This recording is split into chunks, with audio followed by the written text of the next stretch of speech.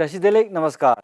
Tibet TV के हिंदी प्रसारण में आपका स्वागत है। तिब्बत टीवी के साप्ताहिक हिंदी समाचार में हम दर्शकों को परम पावन दलाई लामा वर्तमान तिब्बत की परिस्थिति, निर्वासन में तिब्बत तथा तिब्बत मुक्ति साधना के संदर्भ में वैश्विक कार्यक्रमों की जानकारी उपलब्ध कराते हैं। आपके साथ मैं हूँ लुडियो सांगपो। देखिए इस सप्ताह के प्रमुख खबर। परम पावन दलाई लामा जी द्वारा वैश्विक खतरे पर काबू पाने में संयुक्त प्रयास के लिए अपील। परम पावन दलाई लामा जी ने पर्यावरणविद बहुगुणा के निधन पर शोक व्यक्त। श्री पेम्बा त्सरिंग ने सिजोंग पद की शपथ ली। चीन तिब्बत संघर्ष के शांतिपूर्ण समाधान के लिए समर्पण का संकल्प। अमेरिकी सदन के अध्यक्ष नैन्सी पेलोसी, विभिन्न देशों के संसदों और मंत्रालयों ने सिजोंग पेम्बा त्सरिंग को दी बधाई। निवर्तमान 15वीं मंत्रिमंडल द्वारा दी विदाई। तिब्बत में 70 साल तक उत्पीड़न, शोधकर्ताओं ने चीन द्वारा अधिकारों के उल्लंघन और विनाश पर प्रकाश। तिब्बत पर स्कॉटिश संसद के क्रॉस पार्टी ग्रुप ने तिब्बत में जलवायु परिवर्तन पर वैश्विक प्रतिक्रिया पर जोर। सूचना और अंतर्राष्ट्रीय संबंध विभाग ने नए तिब्बत संग्रहालय का किया शुभारंभ। अब सुनिए समाचार विस्तार से। इस सप्ताह बुधवार को सगा दावा के पूर्णिमा दिवस के रूप में मनाया गया, जिसे बुद्ध पूर्णिमा भी कहा जाता है। वह दिन जो बुद्ध के जन्म, ज्ञान और महापरिनिर्वाण की याद दिलाता है। इस अवसर पर परम पावन दलाई लामा जी ने अपने अनुयायियों से कोविड-19 महामारी सहित हमारे सामने आने वाले वैश्विक खतरों से निपटने के लिए जो कुछ भी कर सकते हैं उसमें एक साथ शामिल होने के लिए आह्वान किया है। परम पावन दलाई लामा जी ने उसी शुभ दिन पर मंगोलियाई और तिब्बतियों के लिए प्रवचन दिया है।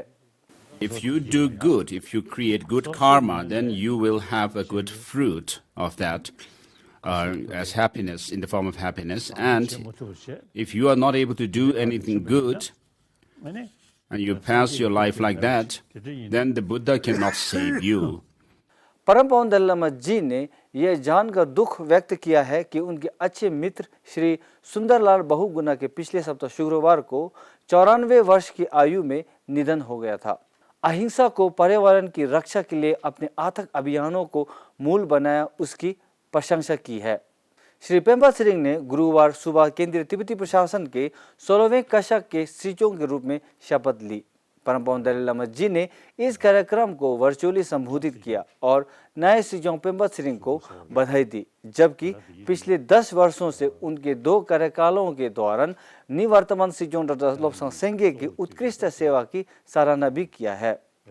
निर्वासन में तिब्बती शासन व्यवस्था को लोकतांत्रिक बनाने के लिए अपने प्रयासों पर ध्यान देते हुए परम पावन दलाई लामा जी ने कहा कि निर्वासन में तिब्बती लोकतंत्र एक दिखावा नहीं है, बल्कि एक वास्तविक लोकतंत्र है, जिसकी तुलना अन्य सभी विश्व लोकतंत्रों से की जा सकती है।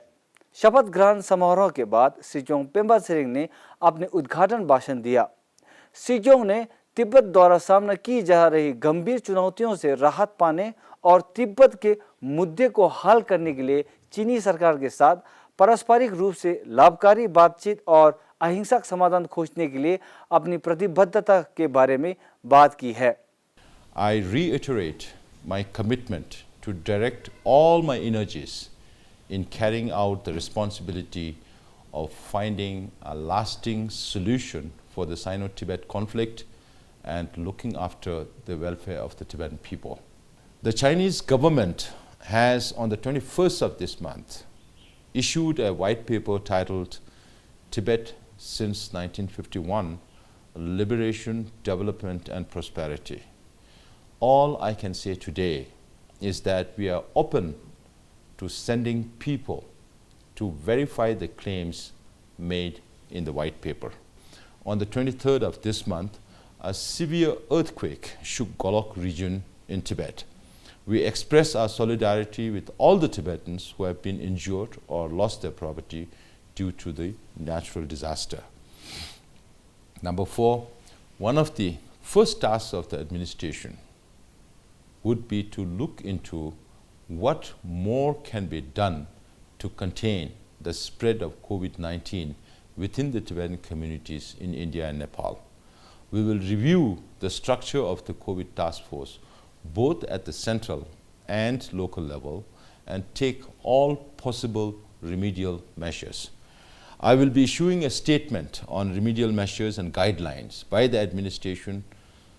हाल ही में जारी चीनी सरकार के श्वेत पत्र यानी व्हाइट पेपर पर शी जोंगपेंबा त्सरिंग ने कहा कि प्रशासन द्वारा श्वेत पत्र में चीन द्वारा किए गए सभी दावों को सत्यापित करने के लिए लोगों को भेजने के लिए तैयार हैं।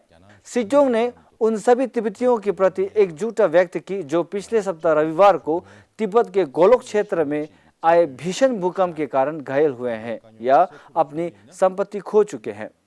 महामारी के कारण भारत में तिब्बतियों के सामने चल रही स्वास्थ्य चुनौतियों के बारे में शी जोंग ने कहा कि वे केंद्रीय और स्थानीय स्तर पर कोविड टास्क फोर्स की संरचना की समीक्षा करेंगे और सभी संभव उपचारात्मक उपाय करेंगे।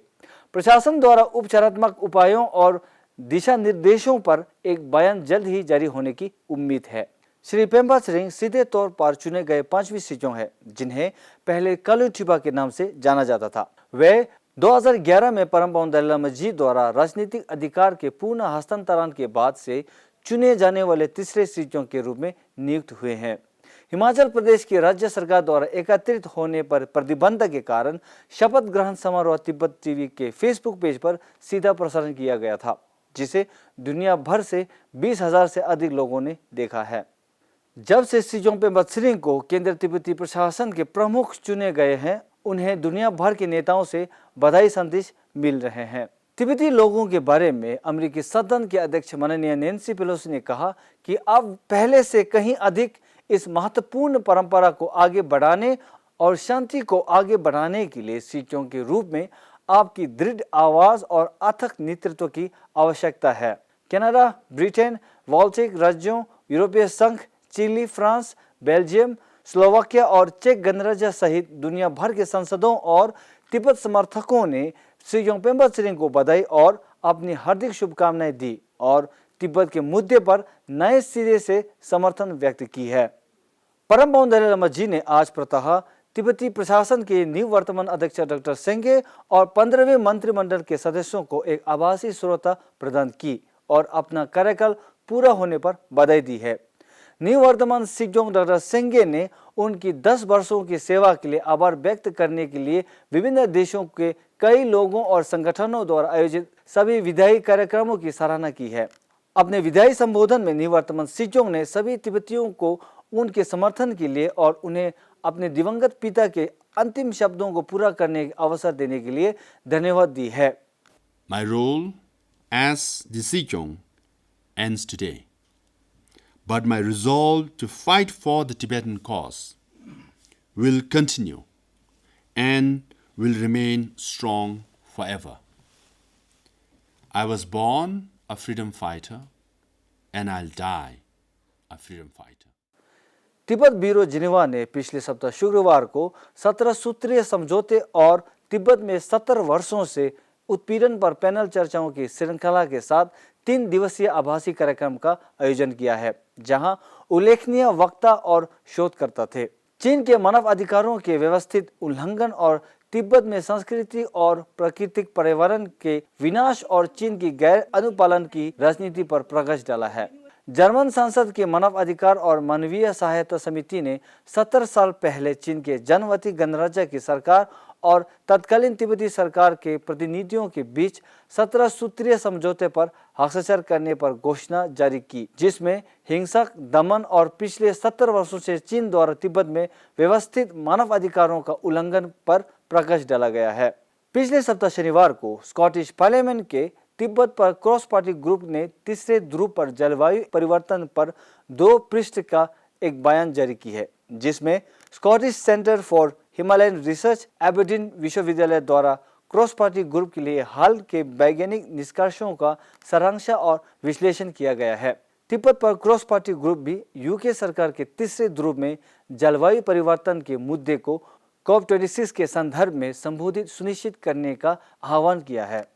इस सप्ताह मंगलवार को केंद्रीय तिब्बती प्रशासन में प्रारंभिक चरण के सफलतापूर्वक समापन के बाद निवर्तमान शी जोंग डॉक्टर सेंगे ने संग्रहालय की स्थापना को अपने कार्यकाल के सर्वोच्च प्राथमिकता के रूप में माना, जिसमें ई-चार्टल परियोजना और CTSA को संबोधा प्रशासन को सौंपना शामिल है।